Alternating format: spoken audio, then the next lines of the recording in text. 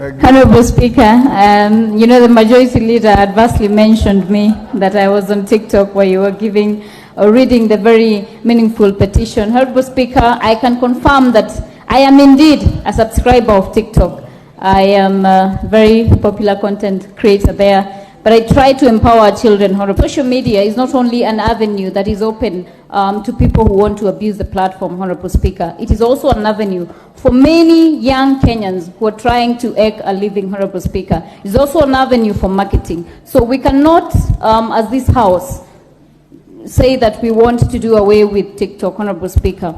Young people are at the center of so many challenges, Honorable Speaker. The high rising unemployment levels, and TikTok is an avenue where some young people are earning up to Kenya shillings 300,000 per month, Honorable Speaker, money that they would not make on the regular market, Honorable Speaker. We need to ensure that even if we are alive to the dangers of social media, Honorable Speaker, perhaps what we can is to see how we can regulate abuse of content creation in social media, Honorable Speaker. A lot of these digital content creators, Honorable Speaker, are just people who are trying to put something on their table, Honorable Speaker.